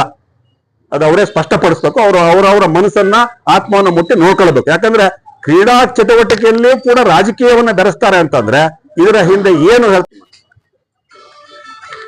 ಈ ಒಂದು ಪ್ರತಿಭಟನೆಯಲ್ಲಿ ಭಾಗವಹಿಸಿದಂತ ನಗರಾಧ್ಯಕ್ಷರಾದ ಗಣೇಶ್ ಪ್ರಸಾದ್ ಅವರೇ ಹಾಗೂ ತಾಲೂಕಾಧ್ಯಕ್ಷರಾದ ದೇವೇಂದ್ರಪ್ಪನವರೇ ಹಾಗೂ ಪ್ರಧಾನ ಕಾರ್ಯದರ್ಶಿ ಸತೀಶ್ ಮಗೂರವರೇ, ಯುವ ಮೋರ್ಚಾ ಅಧ್ಯಕ್ಷರಾದ ಪರಶುರಾಮರವರೇ ಹಾಗೂ ಪ್ರಶಾಂತ್ ಅವರೇ, ಸಂತೋಷ್ ಶೆಟ್ಟಿ ಅವರೇ ಹಾಗೂ ಇಲ್ಲಿ ಬಂದ ಎಲ್ಲ ನಗರಸಭಾ ಸದಸ್ಯರೇ ಹಾಗೂ ಎಲ್ಲ ಪಕ್ಷದ ಕಾರ್ಯಕರ್ತರೇ, ಈ ದಿನ 2008ರಲ್ಲಿ ನಾನು ಸಹ ಅದೇ ವಾರ್ಡಿನ ನಗರಸಭಾ ಸದಸ್ಯನಾಗಿದ್ದೆ. ಆ ಸಮಯದಲ್ಲಿ ಟಿ.ಡಿ. ಮೇಘರಾಜ್ ಅವರು ಆ ಒಂದು ಕ್ರೀಡಾಂಗಣ ಟರ್ಫ್ ಕ್ರೀಡಾಂಗಣವಾಗಿ ಮಾರ್ಪಟ್ರು. ಆ ಟೈಮಲ್ಲಿ ಬ್ರಿಜೇಶ್ ಪಟೇಲ್ ಅವರು ಬಂದು ಆ ಕ್ರೀಡಾಂಗಣ ಉದ್ಘಾಟನೆ ಮಾಡಿದ್ರು. ಅಂತ ಸುವರ್ಣ ನಮ್ಮ ಕ್ರೀಡಾಂಗಣವನ್ನು ಇವತ್ತು ನೋಡಿದ್ರೆ ಹಾಳು ಸುರಿತಾ ಇದೆ. ಅಲ್ಲಿ ದನಗಳು ಸಹ ಒಳ ಹೋಗಕ್ಕೆ ಹಿಂದೆ ಮುಂದೆ ಮಾಡಿದ್ರು. ಅಷ್ಟು ಎತ್ತರದ ಹುಲ್ಲುಗಳು ಬೆಳೆದು ಬೆಳೆದ್ಬಿಟ್ಟು ಹಾಳಾಗಿದೆ. ಎಷ್ಟೋ ಜನ ನಮ್ಮ ಕ್ರೀಡಾಪಟುಗಳು ಈ ಅದರಲ್ಲಿ ಪ್ರಾಕ್ಟೀಸ್ ಮಾಡಿ ಸುಮಾರು ರಾಜ್ಯ ಮಟ್ಟಕ್ಕೆ, ಗಣೇಶ್ ಪ್ರಸಾದ್ ಹೇಳಿದ್ರು ರಾಜ್ಯ ಮಟ್ಟಕ್ಕೆ ಆಯ್ಕೆ ಆಗಿದ್ದಾರೆ ಅಂತೇಳಿ. ನಿಜವಾಗ್ಲೂ ನಮ್ಮ ಸಾಗರದ ಗ್ರಾಮಾಂತರದವರು, ಸಾಗರ ಟೌನ್ ಹುಡುಗರು ಇಲ್ಲೇ ಪ್ರಾಕ್ಟೀಸ್ ಮಾಡಿ ಇಲ್ಲೇ ಬೆಳೆದ್ಬಿಟ್ಟು ರಾಜ್ಯ ಮತ್ತು ರಾಷ್ಟ್ರ ಮಟ್ಟಕ್ಕೆ ಬೆಳಿತಾರೆ ಅಂದ್ರೆ ನಮಗೆ ಖುಷಿ ಆಗತ್ತೆ. ನಮ್ಮ ಸಾಗರಕ್ಕೊಂದು ಕೀರ್ತಿ ತರುತ್ತೆ. ಅಂತ ಕ್ರೀಡಾಂಗಣವನ್ನು ಇವತ್ತು ಹಾಳುಗೆಡಗಿದ್ದಾರೆ. ದಯವಿಟ್ಟು ಈ ಕ್ರೀಡಾಂಗಣವನ್ನ ಇನ್ನೂ ಮುಂದಿನದಲ್ಲಿ ಒಳ್ಳೆಯ ಸ್ಥಿತಿಯಲ್ಲಿ ತರಬೇಕು. ಯಾಕಂದ್ರೆ ಸುತ್ತಲೂ ಅದರಲ್ಲಿ ಚರಂಡಿ ಇದೆ, ಚರಂಡಿ ಮುಚ್ಚೋಗ್ಬಿಟ್ಟಿದೆ. ಆ ಚರಂಡಿನ ನಾನೇ 2-3 ಸಲ ವಿಡಿಯೋ ಮಾಡಿ ಹಾಕಿದ್ದೆ. ಸಾಗರ ಕ್ರೀಡಾಂಗಣ ಪಕ್ಕದನ್ನ 2ನೇ ಸಂಗ್ರಹವನ್ನ ಕಸ ವಿಲೇವಾರಿ ಘಟಕವನ್ನಾಗಿ ಮಾಡಿದ್ದಾರೆ ಅಂತೇಳಿ. ಆ ರೀತಿ ಕಸ ತಂದು ಅಲ್ಲೇ ಹಾಕುವ ಪರಿಸ್ಥಿತಿಯಲ್ಲಿ ನಡೆದಿದೆ ಅಲ್ಲಿ ಅಂತ ಆ ಪರಿಸ್ಥಿತಿಯಲ್ಲಿ ತಂದಿದ್ದಾರೆ. ಈಗ ಸಾಗರದ ಆಡಳಿತ ಆ ತರ ನಡೀತಾ ಇದೆ. ದಯವಿಟ್ಟು ಈ ಕ್ರೀಡಾಂಗಣವನ್ನ ಇನ್ನೂ ಉನ್ನತ ಮಟ್ಟಕ್ಕೆ ಬೆಳೆಸ್ಬೇಕು ಅಂತ ಹೇಳ್ತಾ, ಈ ಒಂದು ಇನ್ನೂ ಉನ್ನತ ಮಟ್ಟಕ್ಕೆ ಬೆಳೆಸ್ಬೇಕು. ಇಲ್ಲ ಅಂತ ಹೇಳಿದ್ರೆ ನಾವು ಇನ್ನೂ ದೊಡ್ಡದಾಗಿ ಪ್ರತಿಭಟನೆ ಮಾಡಿ, ಎಲ್ಲ ಕ್ರೀಡಾಪಟುಗಳು ಸೇರಿ ಎಲ್ಲ ದೊಡ್ಡದಾಗಿ ಪ್ರತಿಭಟನೆ ಮಾಡಿ ಪ್ರತಿಭಟನೆ ಹೊರಡ್ಕೋಬೇಕಾಗಿ ವಿನಂತಿ. ಪ್ರತಿಭಟನೆಯಲ್ಲಿ ಭಾಗವಹಿಸಿದಂತ ನಗರ ಮಂಡಲ ಅಧ್ಯಕ್ಷರಾದ ಗಣೇಶ್ ಪ್ರಸಾದ್ ಅವರೇ, ಗ್ರಾಮಾಂತರ ಮಂಡಲ ಅಧ್ಯಕ್ಷರಾಗಿರ್ತಕ್ಕಂಥ ಶ್ರೀಯುತ ದೇವೇಂದ್ರಪ್ಪ ಯಲ್ಕುಂದ್ಲಿ ಅವರೇ, ಹಾಗೂ ಆಗಮಿಸಿದಂತ ಪಕ್ಷದ ಎಲ್ಲ ವಿವಿಧ ಸ್ತರದ ಕಾರ್ಯಕರ್ತ ಬಂಧುಗಳೇ, ಈ ದಿನ ಭಾರತೀಯ ಜನತಾ ಪಾರ್ಟಿ ವತಿಯಿಂದ ಏನು ಗೋಪಾಲ್ಗೌಡ ಕ್ರೀಡಾಂಗಣ ನಿಷ್ಕ್ರಿಯಗೊಂಡಿದೆ ಅನ್ನೋ ಒಂದು ವಿಷಯಕ್ಕಾಗಿ ಪ್ರತಿಭಟನೆಯನ್ನ ಮಾಡ್ತಾ ಇದೀವಿ. ನಮ್ದು ದುರ್ದೈವ ಇದು. ಒಂದು ಕ್ರೀಡಾ ಜಾಗ ಈ ರೀತಿಯಾಗಿ ಮಾರ್ಪಾಡಾಗಿರ್ತಕ್ಕಂಥದ್ದು ಒಂದು ಸಾಗರ ಜನತೆಯ ದುರ್ದೈವ. 2009ರಲ್ಲಿ ಏನು ನಮ್ಮ ಹೆಮ್ಮೆಯ ನಾಯಕರಾಗಿರ್ತಕ್ಕಂಥ ಟಿ.ಡಿ. ಮೇಘರಾಜ್ ಅವರು ಈ ಒಂದು ಕ್ರೀಡಾಂಗಣವನ್ನ ಟರ್ಫ್ ಪಿಚ್ ಆಗಿ ಬದಲಾವಣೆ ಮಾಡ್ತಾರೆ. ಮಾಡಿರೋದನ್ನ ಉಳಿಸ್ಕೊಂಡು ಹೋಗಕ್ ಆಗದೆ ಇರ್ತಕ್ಕಂಥ ಒಂದು ಪರಿಸ್ಥಿತಿಲಿ ನಾವೆಲ್ಲ ಇವತ್ತಿದೀವಿ. ಅಂದ್ರೆ ಇದು ಆಡಳಿತ ಲೋಪವೋ ಅಥವಾ ಯಾವುದೋ ರಾಜಕೀಯ ಹುನ್ನಾರವೋ ಜನ ಯೋಚನೆ ಮಾಡ್ಬೇಕಾಗಿದೆ. ಅಲ್ಲಿ ಯಾವುದೇ ಒಂದು ಪಕ್ಷದವರಾಗ್ಲಿ ಅಥವಾ ಯಾವುದೇ ಒಂದು ಪಂಗಡದವರಾಗ್ಲಿ ಆಟ ಆಡಲ್ಲ. ಇಡೀ ಸಾಗರದ ಅತ್ಯಂತ ಒಳ್ಳೆ ಕ್ರೀಡಾಪಟುಗಳಲ್ಲಿ ಆಟ ಆಡ್ತಾರೆ. ಅಲ್ಲಿ ಆಟ ಆಡಿರ್ತಕ್ಕಂಥ ಕ್ರೀಡಾಪಟುಗಳು ಎಷ್ಟೋ ಜನ ಇವತ್ತು ರಾಜ್ಯ ಮತ್ತು ರಾಷ್ಟ್ರವನ್ನ ಪ್ರತಿನಿಧಿಸಿದ್ದಾರೆ. ಇಂಥ ಒಂದು ಸುಸಜ್ಜಿತವಾದ ಕ್ರೀಡಾಂಗಣವನ್ನ ಇವತ್ತು ಅಲ್ಲಿ ದನಗಳು ಕೂಡ ಒಳಗೋಗಕ್ಕೆ ಹಿಂದೆ ಮುಂದೆ ನೋಡ್ತವೆ.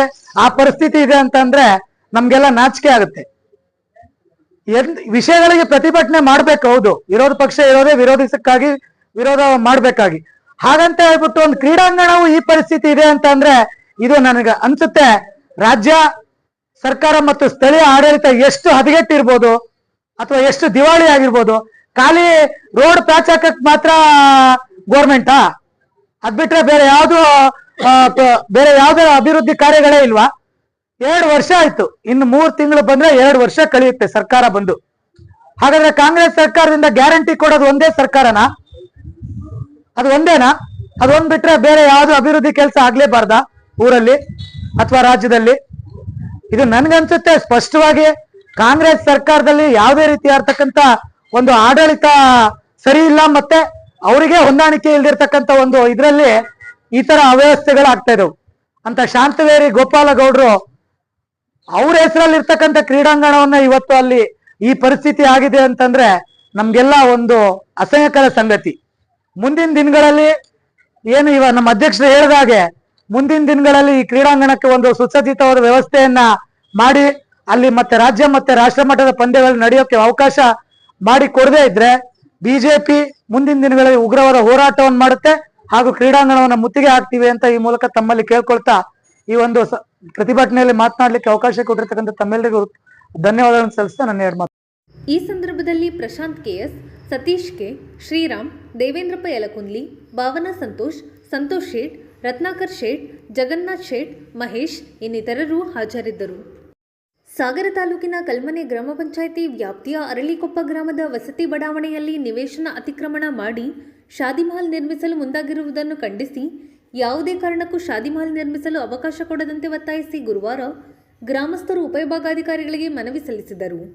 ಗ್ರಾಮ ಪಂಚಾಯಿತಿ ಸದಸ್ಯ ಮಹಾಬಲೇಶ್ವರ್, ಗ್ರಾಮಸ್ಥ ವೆಂಕಟೇಶ್ ಮಾತನಾಡಿ, ಆ ವ್ಯಕ್ತಿ ಅಲ್ಲಿ ಮಹಲ್ ಮಾಡಕ್ಕೆ ಹೊರಟಿದ್ದಾರೆ, ಶಾದಿ ಮಹಲ್ ಮಾಡಕ್ಕಂತ. ಅದನ್ನ ಪಂಚಾಯತಿಗೆ ಶಾದಿ ಮಹಲ್ ಅಂತ ಮಾಡಕ್ ಹೊರಟವಾಗ ಪಂಚಾಯತಿಂದ ಎನ್ಒಸಿನೂ ಕೊಟ್ಬಿಡ್ತಾರೆ ನಮ್ಮ ಮಿಸ್ಟೇಕ್ ಆಗಿ. ಬಟ್ ನಾವು ಎನ್ಒಸಿ ಕೊಡೋದು ಇಕ್ಕೇರಿ ಸಮುದಾಯ ಭವನ ಮಾಡಿ ಅಂತ ಕೊಟ್ಟಿರೋದು ಬಿಟ್ರೆ ಶಾದಿ ಮಹಲ್ ಮಾಡ್ಲಕ್ಕಂತ ಕೊಟ್ಟಿರೋಲ್ಲ. ಹಾಗಾಗಿ ಅದಾದ ನಂತರ ಈ ಊರಿನವರೆಲ್ಲ ಬಂದು ಅದ್ರ ವಿರೋಧ ಮಾಡಿದಾಗ ನಾವು ಮತ್ತೆ ಆ ಎನ್ಒಸಿನ ವಾಪಸ್ ಕಾಣ್ತೀವಿ. ಆ ಯಾರು ಎನ್ಒಸಿ ಬೇಕು ಅಂತ ಕೊಟ್ಟಿರ್ತಾರೋ ಅವರಿಗೆ ಚೆಕ್ ಮುಖಾಂತರ ಅವ್ರು ಕೊಟ್ಟಿರೋ ಅಮೌಂಟ್ನ ವಾಪಸ್ ಕೊಟ್ಟು ಅಲ್ಲಿ ಯಾವುದೇ ರೀತಿಯ ಕಟ್ಟಡ ಆಗಬಾರ್ದು, ಅದನ್ನೆಲ್ಲ ಸಂಪೂರ್ಣ ನಿಲ್ಲಿಸಬೇಕು ಅಂತ ಪಂಚಾಯತಿ ರೆಸಲ್ಯೂಷನ್ ಮಾಡಿಸಿ ಒತ್ತುವರಿನೂ ಬಿಡಿಸ್ಬೇಕು ಅಂತ ಹೇಳಿ ತಾಲೂಕ್ ಪಂಚಾಯತಿಗೂ ಲೆಟರ್ ಮಾಡಿಸಿ ಎಲ್ಲ ಕೊಟ್ಟಾಗಿರುತ್ತೆ. ಬಟ್ ನಾಳೆ ಏನೋ ಅದು ಮತ್ತೆ ಅಲ್ಲಿ ಕಾಂಪೌಂಡ್ ನಮ್ಮ ಆಲ್ರೆಡಿ ಕಾಂಪೌಂಡ್ ಮಾಡಿದ್ದಾರೆ, ಅಡಿಪಾಯಕ್ಕೆ ನಾಳೆ ಏನೋ ಬರ್ತಾರಂತೆ ಅನ್ನೋ ಸುದ್ದಿ ಗೊತ್ತಾಗಿ ಯಾರು ಊರಿನ ಗ್ರಾಮಸ್ಥರು ಮತ್ತೊಮ್ಮೆ AC ಅವರಿಗೆ ಒತ್ತುವರಿನ ಬಿಡಿಸಬೇಕು ಮತ್ತು ಅದನ್ನ ಅಕ್ರಮವಾಗಿ ನಿಲ್ಲಿಸ್ತಿರೋ ಅದನ್ನು ತಡೆ ಹಿಡಬೇಕು ಅಂತ ಹೇಳಿ ಊರಿನ ಗ್ರಾಮಸ್ಥರು ಈ ದಿನ ಇಲ್ಲಿ ಸೇರಿದ್ದಾರೆ. ನಮ್ಮ ಸರ್ವೆ ನಂಬರ್ 36 ಪಂಚಾಯತ್ ಆಶ್ರಯ ನಿವೇಶನ ಅಂತೇಳಿ ನಮಗೆ ಲೇಔಟ್ ಮಾಡಿಕೊಟ್ಟಿದ್ದಾರೆ. ಅದರಲ್ಲಿ ಯಾವುದೋ ವ್ಯಕ್ತಿ ಅದನ್ನ ಅಕ್ರಮವಾಗಿ ಖರೀದಿ ಮಾಡಿ, ಆಕ್ಚುಲಿ ಆಶ್ರಯ ನಿವೇಶನ ಮಾರ ಆಗಿಲ್ಲ, ಅಕ್ರಮ ಖರೀದಿ ಮಾಡಿ ಅದು ಇರ್ತಕ್ಕ ಪಂಚಾಯತಿ ಜಾಗವನ್ನು ಅಕ್ವೈರ್ ಮಾಡ್ಕೊಂಡು ಕಾಂಪೌಂಡ್ ಹಾಕಿದ್ದಾನೆ. ಈ ಕಾಂಪೌಂಡ್ ತೆರವುಗೊಳಿಸಿದ ಪಂಚಾಯತಿ ಕೂಡ ಅರ್ಜಿ ಕೊಟ್ಟಿದೆ. ಈಗ AC ಅವರಿಗೆ ಅರ್ಜಿ ಕೊಡಬೇಕಂತ ಬಂದಿದೆ. ಆ ಜಾಗ ದೊಡ್ಡದಿರೋದು ಅವನು ಶಾದಿ ಮಹಲ್ ಮಾಡ್ತೀನಿ ಅಂತಾರೆ. ಪಂಚಾಯತಿ ಕೊಟ್ಟಾಗ ಪಂಚಾಯತಿ ಅವರು ಕ್ಯಾನ್ಸಲ್ ಮಾಡಿಕೊಟ್ರು ರೆಸಲ್ಯೂಷನ್ ಅನ್ನ. ಆದ್ರೂ ಕೂಡ ಬಲವಂತ ಕಟ್ಟಿಯಾಗಿದ್ದಾನೆ. ಈಗ ನಮಗೆ ಅಲ್ಲಿ ಯಾವುದೇ ರೀತಿಯ ಅಕ್ವೈರ್ಮೆಂಟ್ ಇದೆಯೋ ಪಂಚಾಯತ್ ಅಕ್ವೈರ್ಮೆಂಟ್ ಅದನ್ನು ತೆರವುಗೊಳಿಸ್ಕೊಡ್ಬೇಕು, ಕಾಂಪೌಂಡ್ ತೆಗೆದು ಆ ಸಾರ್ವಜನಿಕ ಜಾಗವನ್ನು ಬಿಡಿಸ್ಕೊಡ್ಬೇಕು. ಮತ್ತೆ ಅಲ್ಲಿ ಯಾವುದೇ ರೀತಿಯ ಶಾದಿ ಮಹಲ್ ಕಟ್ಟಡಗಳನ್ನು ಕಟ್ಟಲು ಅವಕಾಶ ಕೊಡಬಾರ್ದು. ಅದು ಅಧಿಕಾರಿಗಳ ಗಮನಕ್ಕೂ ಬಾರದಲ್ಲಿ ಅವ್ರು ಕಟ್ಟಕ್ಕೆ ಮುಂದಾದ್ರೆ ನಾವು ನಾಳೆ ದಿವಸ ದೊಡ್ಡ ಮಟ್ಟದ ಹೋರಾಟ ಮಾಡ್ತೀವಿ, ಇದು ಖಂಡಿತ. ಈ ಸಂದರ್ಭದಲ್ಲಿ ಮಹೇಶ್, ಶಿವಪ್ಪ, ಮಂಜುನಾಥ್, ಪ್ರದೀಪ್, ಸುರೇಶ್, ಬಸಪ್ಪ, ರಾಜು, ಬಿಜೆಪಿ ಪ್ರಮುಖರಾದ KS ಪ್ರಶಾಂತ್, ಗಣೇಶ್ ಪ್ರಸಾದ್, ಸತೀಶ್ ಕೆ, ದೇವೇಂದ್ರಪ್ಪ, ಭಾವನಾ ಸಂತೋಷ್, ಗೋಪಾಲ್, ಸಂತೋಷ್ ಶೇಟ್ ಇನ್ನಿತರರು ಹಾಜರಿದ್ದರು. ನವೆಂಬರ್ 23 ಮತ್ತು 24ರಂದು ಪರಿಣಿತಿ ಕಲಾಕೇಂದ್ರದ ವತಿಯಿಂದ 10ನೇ ಪರಿಣಿತಿ ರಾಷ್ಟ್ರೀಯ ನೃತ್ಯ ಸಂಗೀತ ಮಹೋತ್ಸವ ಮತ್ತು ಸನ್ಮಾನ ಕಾರ್ಯಕ್ರಮವನ್ನು ಹಮ್ಮಿಕೊಳ್ಳಲಾಗಿದೆ ಎಂದು ಕೇಂದ್ರದ ಮುಖ್ಯಸ್ಥ ವಿದ್ವಾನ್ ಎಂ ಗೋಪಾಲ್ ತಿಳಿಸಿದರು. ಗುರುವಾರ ಸುದ್ದಿಗೋಷ್ಠಿಯಲ್ಲಿ ಮಾತನಾಡಿದ ಅವರು, ಉತ್ಸವಕ್ಕೆ ಅರುಣ್ ಸರ್ ಅವರ ಅಧ್ಯಕ್ಷತೆಯಲ್ಲಿ ನಡೀತಾ ಇದೆ ಹಾಗೂ ನಾವೆಲ್ಲರೂ ನಿಂತು ಈ ಉತ್ಸವವನ್ನು ಮಾಡ್ತಾ ಇದ್ದೇವೆ. ನವೆಂಬರ್ 23ರ ಶನಿವಾರ ಸಂಜೆ 5:05 ಕಾರ್ಯಕ್ರಮದ ಉದ್ಘಾಟನೆಯನ್ನು ನಮ್ಮ ಸನ್ಮಾನ್ಯ ಗೌರವಾನ್ವಿತ ಶಾಸಕರಾದ ಗೋಪಾಲಕೃಷ್ಣ ಬೇಳೂರು ಅವರು ಮಾಡ್ತಾ ಇದ್ದಾರೆ. ಹಾಗೂ ಅವತ್ತಿನ ದಿನ ಅಶೋಕನ್ ಛಲವಾದಿಯವರು, ನಮ್ಮ ಸಂಗೀತ ಕನ್ನಡ ಸಂಸ್ಕೃತಿ ಇಲಾಖೆಯ ಉಪನಿರ್ದೇಶಕರಾದ ಉಮೇಶ್ ರವರು ಹಾಗೂ ನಮ್ಮ ಆಯುಕ್ತರಾದ ನಾಗಪ್ಪನವರು ಇವರೆಲ್ಲ ಬಂದು ನಿರ್ವಹಿಸಿಕೊಡ್ತಾ ಇದ್ದಾರೆ. ಕಾರ್ಯಕ್ರಮ ಆನೂರ ಅನಂತಕೃಷ್ಣ ಶರ್ಮರವರ ತಂಡದಿಂದ ಪ್ರಾರಂಭ ಆಗ್ತಾ ಇದೆ. ಸುಮಾರು 14 ಜನರ ತಂಡ ಲಯವಾದ್ಯದ ಕಾರ್ಯಕ್ರಮ ನೀಡ್ತಾ ಇದ್ದಾರೆ. ನಾವು ಕಾಣದೇ ಇರುವಂತಹ ವಿವಿಧ ರೀತಿಯ ವಾದ್ಯಗಳನ್ನು ಹೇಗೆ ಶಾಸ್ತ್ರೀಯತೆಗೆ ನುಡಿಸ್ಬೋದು, ಅದರ ಚೌಕಟ್ಟನ್ನು ಹೆಂಗೆ ಬಳಸ್ಬೋದು ಅನ್ನೋದನ್ನ ತಿಳಿಸ್ಕೊಡ್ತಾರೆ ಆ ಕಾರ್ಯಕ್ರಮದಲ್ಲಿ. ಮತ್ತು ಶಾಸ್ತ್ರೀಯವಲ್ಲದೆ ಸುಗಮ ಸಂಗೀತ ಅಥವಾ ಫೋಕ್ ಮ್ಯೂಸಿಕ್ ಇದನ್ನೆಲ್ಲ ಹೇಗೆ ನುಡಿಸ್ಬೋದು ಈ ವಾದ್ಯಗಳಲ್ಲೂ ಸಹಿತ ಅನ್ನೋದನ್ನು ಅಲ್ಲಿ ನುಡಿಸಿ ತೋರಿಸ್ತಾರೆ. ಪಾಶ್ಚಾತ್ಯವನ್ನು ಸಹಿತ ಹೆಂಗೆ ಬಳಸ್ಬೋದು ಇದಕ್ಕೆ ಶಾಸ್ತ್ರೀಯತೆಗೆ ಅನ್ನೋದನ್ನು ಅಲ್ಲಿ ಆ ಕಾರ್ಯಕ್ರಮದಲ್ಲಿ ತಿಳಿಸ್ತಾರೆ. ಇದರ ನಂತರ ಬೆಂಗಳೂರಿನ ನಾಟ್ಯಶ್ರೀ ಕಲಾ ತಂಡದವರಿಂದ ಭರತನಾಟ್ಯ ಕಾರ್ಯಕ್ರಮ ಮತ್ತು ಒಂದೆರಡು ಜಾನಪದ ನೃತ್ಯವಿದೆ. ಮತ್ತು ಈ ವರ್ಷದ ವಿಶೇಷ ಅಂದರೆ ಪಂಜಾಬ್, ಗುಜರಾತ್, ಮಹಾರಾಷ್ಟ್ರ ಈ ತಂಡಗಳು ನಮ್ಮ ಕಾರ್ಯಕ್ರಮದಲ್ಲಿ ಜಾನಪದ ನೃತ್ಯಗಳ ಸವಿಯನ್ನು ನೀಡ್ತಾ ಇದೆ. ಪಂಜಾಬಿನ ಭಾಂಗ್ಡಾ ನೃತ್ಯ, ಗಿದ್ದಾ ನೃತ್ಯ, ಮಹಾರಾಷ್ಟ್ರದ ಲಾವಣಿ ಹಾಗೂ ಕೋಲಿ ನೃತ್ಯ, ಗುಜರಾತ್ನ ರಾತ್ವಾ ಎನ್ನುವ ನೃತ್ಯಗಳನ್ನು 2 ದಿನವೂ ನೀಡಿದ್ದಾರೆ. ಸುಮಾರು 3 ಸ್ಟೇಟ್ಗಳಿಂದ 60 ಜನ ಜಾನಪದ ಕಲಾವಿದರು ಬರ್ತಾ ಇದ್ದಾರೆ. ಅದಲ್ಲದೆ ಮಹಾರಾಷ್ಟ್ರದ ಕಥಕ್ ನೃತ್ಯ ಪ್ರಯೋಗ ಇದೆ. ಕಥಕ್ ಜೊತೆಗೆ ಈ ಲಾವಣಿಯನ್ನು ಹೆಂಗೆ ಶಾಸ್ತ್ರೀಯತೆಗೆ ತಗೋಬಹುದು ಅಂತೇಳಿ ಪದ್ಮಶ್ರೀ ಪ್ರಶಸ್ತಿಗೆ ಪುರಸ್ಕೃತರಾಗಿರುವ ಮುಕ್ತಾ ಜೋಶಿ ಎನ್ನುವ ಒಬ್ರು ನೃತ್ಯಗಾರ್ತಿ ಇಲ್ಲಿಗೆ ಬಂದು ಅದನ್ನ ನಡೆಸ್ಕೊಡ್ತಾರೆ. ಜೊತೆಗೆ ಜುಗಲ್ಬಂದಿ ಇದೆ, ಕಥಕ್ ಮತ್ತೆ ಲಾವಣಿಯ ಜುಗಲ್ಬಂದಿ ನಡೆಯುತ್ತೆ ಅವತ್ತು. ಹಾಗೆ ಪವಿತ್ರ ಭಟ್ ಎನ್ನುವ ಕರ್ನಾಟಕದ ಹೆಸರಾಂತ ನೃತ್ಯಗಾರ ಬಾಂಬೆ ನಿಲ್ಲಿಸಿದ್ದಾರೆ, ಅವರು ಬಂದು ಭರತನಾಟ್ಯವನ್ನ ನಡೆಸ್ಕೊಡ್ತಾ ಇದ್ದಾರೆ. ಎಲ್ಲ ಕಾರ್ಯಕ್ರಮಗಳು ಈ ರೀತಿ ಸಾಗತ್ತೆ. ಶನಿವಾರ 5:30 ಶುರು ಆಗುತ್ತೆ, ಭಾನುವಾರ 6 ಗಂಟೆಯಿಂದ ಶುರು ಆಗುತ್ತೆ.